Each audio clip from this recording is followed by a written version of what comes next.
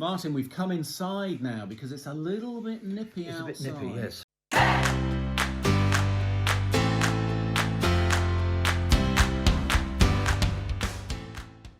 Luke 17, 5 to 10, a curious passage in the lectionary for us to preach on, which is kind of like amidst the first 4 verses and doesn't mention, well, next week, I guess, we'll be on to the next bit. But what do you make of this passage, Luke 17, 5 to 10? Faith like a mustard seed and all that. Yeah, so it is a bit odd that we start at verse 5 and we don't do the first 4 verses, because last week we had the end of 16, which was the rich man and Lazarus.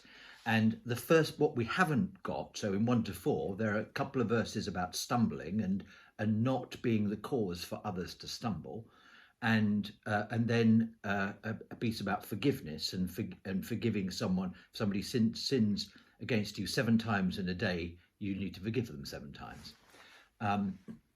So both of those little collections of sayings are focused on our behaviour towards one another. So if in kind of Luke's frame, where he takes the experience of the disciples and what Jesus says and kind of slightly recasts it so that it applies directly to the congregation that he's writing for, and therefore to subsequent congregations.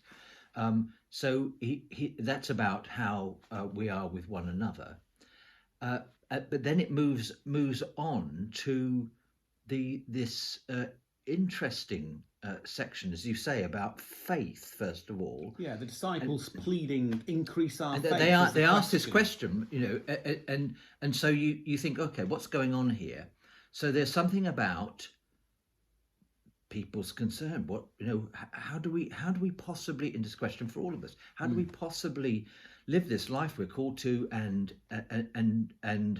respond in the way that we believe we're called to, when we don't seem to have much faith, or our faith seems fragile and frail? So that's that first piece, and then the second piece about this slightly kind of uncomfortable passage about the slave coming in after a hard day's work, and do you kindly say to them, sit down and I'll give you some food, which we might think you would do. Which you've done for me in times past when I've been in here working late.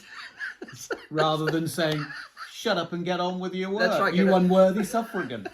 I should try that, shouldn't I? But so our instinct is to be think, oh no, why don't you give them some food? And told no, they've got to carry on serving you. And it's and not expect thanks. And that bit it just seems quite challenging for me, harsh. Now again, I think it's cast in, if Luke's thinking about serving in the Christian community, or even leadership in the Christian community, you do that service without expecting thanks. Now, we all need a little bit of thanks, but do we do it for thanks, or do we do it because we want to give loving service? Now, the interesting thing then is the next passage, which I presume will be next week. Anyway, the next passage is the 9 lepers, and only one returning to give thanks to Jesus. So here, Jesus is expecting people to give thanks. But thanks is cast, in Jesus' reply, thanks is cast in terms of praising God. So my sense of this little piece is that actually, what do we do? What do we do our service for? We don't do it to sort of be puffed up and be thanked and people to be in debt to us. We do it as part of our praise for God. It is that is our motivation, our praise to God. Therefore, we don't expect thanks, because what do we need other than knowing that we have done that which gives praise to God? So for me, it brought to mind that prayer of Ignatius, which I'm going to look at because I can't remember it off the top of my head. Teach us, good Lord, to serve you as you deserve, to give and not to count the cost, to fight and not to heed the wounds, to toil and not to seek for rest, to labour and not to ask for any reward, save that of knowing that we do your will.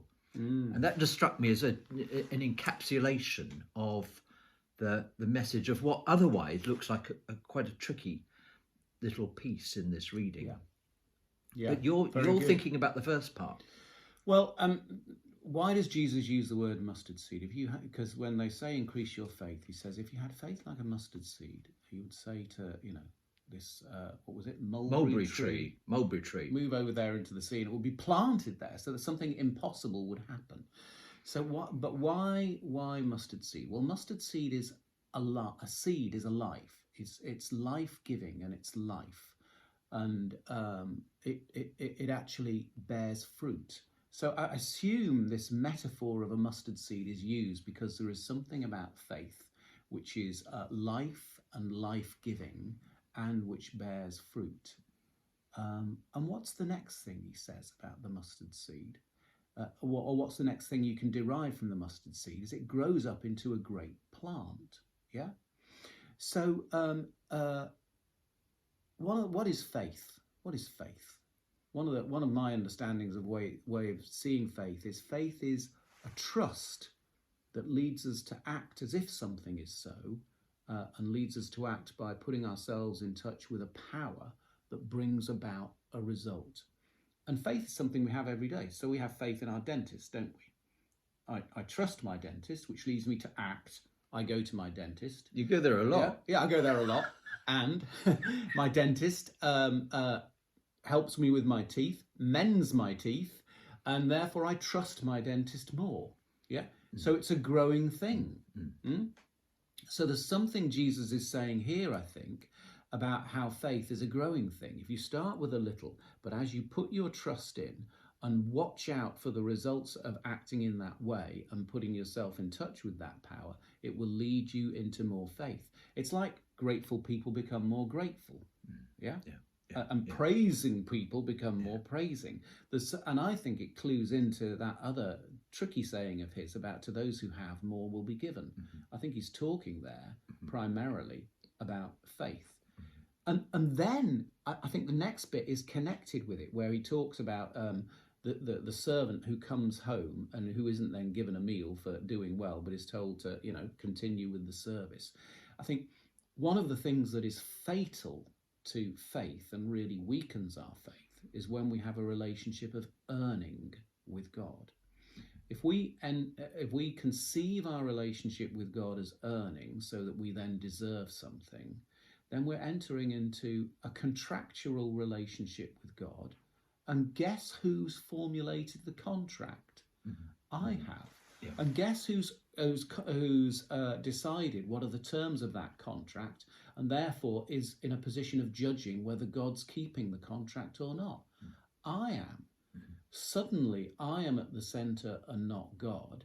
And guess what? At some point, God isn't going to come up to the measures that I've got, that I'm imposing on God, and I'm going to be disappointed. And this is going to weaken my relationship with God. I'm not going to trust God as much. So I think this is connected to, if you want to increase your faith, you must not have a relationship of earning with God. We don't kind of like work in order to receive something from God. We actually have received from God and need to praise and give thanks for what we have received in terms of grace, and as a result of that, work with God in our lives. Quite a different approach. No, absolutely. And I think I haven't checked, but I'm assuming the Greek is piste, which means faith and belief and trust and loyalty. So that exactly as you say, we know in our own experience, trust grows because step by step you trust, that trust is honoured, you trust, it's honoured a bit more, you trust, and your trust grows. So and faith operates in a similar sort of way. And I'm struck, as you know, my man of the moment at the moment, or person of the moment at the moment, is Hartmut Rosa, a German sociologist. And he talks about how our society has become a society of rights. And we have become a society of rights because we have lost a sense of our own telos, of the aims of our lives. Now, our aims of our lives is to praise and worship God, and therefore we get caught up in this expecting thanks because we've forgotten, as in the last, that last part of the reading, we've forgotten that our aim, our purpose, is to give praise to God. One of my people at the moment, Therese of Lisieux. You've always got more than one, haven't you? I've always got more than one, but she's in a conversation with her sister Pauline in the convent, and Pauline says to her, when I think of the Last Judgment, I'm so sad because I'll appear before God empty-handed. And Therese says, oh, well, you're very different from me then, because when I appear before God, I like you, will be empty-handed, but that will be a source of my joy, because I'll be able to receive completely from my Lord. So casting this, despite the fact she is somebody who had done amazing and wonderful works on behalf and with God, that she loved God and trusted God and knew from that trust how gracious he was, that it was an infinite joy to appear without kind of this contractual arrangement and instead being utterly open to receiving from God. Thank you.